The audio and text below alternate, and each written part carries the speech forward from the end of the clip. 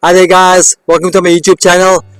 For those of you that don't know me, my name is Tian Conradi, I'm the Flying Dutchman, and today I'm going to show you how to make hill repeats fun and exciting, if you call suffering fun and exciting. Now traditionally hill repeats sits in the beginning of a training program because you want to build strength for when you up the mileage and when you do speed training further on. So it's a session that always comes in your base training phase, and it's a session that always involves running up and down the hill. I believe that you can adjust that. You can adjust the length of the hill, the steepness of the hill. You can adjust your recovery, and you can play around with it like that to make it a little bit less mundane. Make it a little bit less boring and more exciting to do, because every time can be different. So the first thing you play around with is the length of the hill, and the length is dependent on what you want to achieve through the hill session or the hill repeats that you're going to do. So if your focus is purely strength, then your hill will be shorter and steeper. Traditionally hill repeats are between 150 to 200 meters.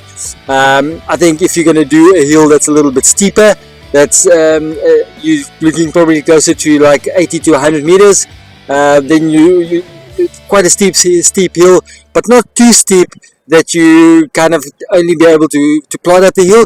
You still need to put in a hard effort to the top of the hill, and the same goes if you make the hill longer.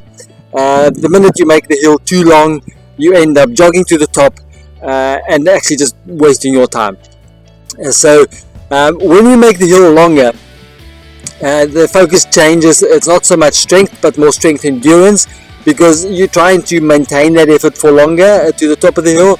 It's not a 80 to 100 meter hill, it's more 200, 250, maybe even like a 500 meter hill, depending on your level of fitness and where you're at. So that's how really how you can play around with the type of hill repeat that you're going to do.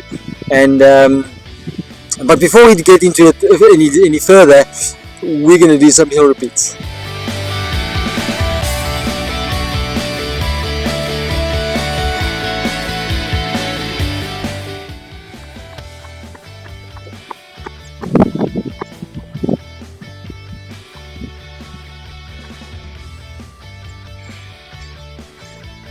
The other part of the hill session that you can play around with is the recovery at the top of the hill.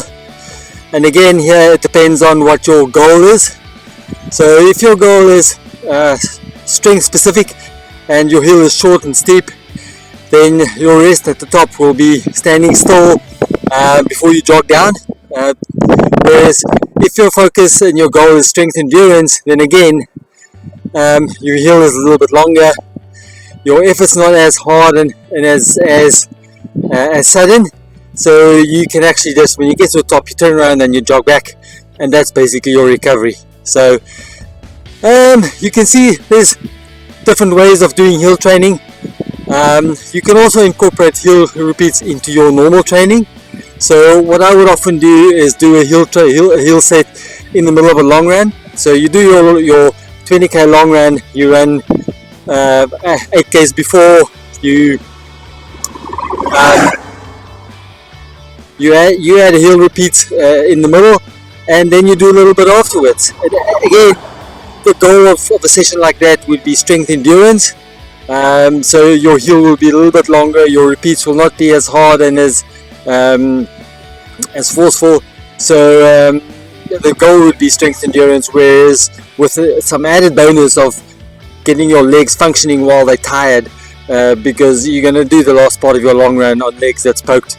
So it's got a little bit of a double purpose. And but yeah, there's ways and there's means of playing around with hills and with hill repeats, and it makes it exciting. It makes it a little bit different every time.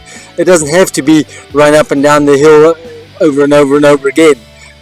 You can change it around and play around with it. So if you like this video, hit the subscribe button, and remember to click on the bell so you get notified of more videos like this. And I'll see you guys out on the hills. Cheers!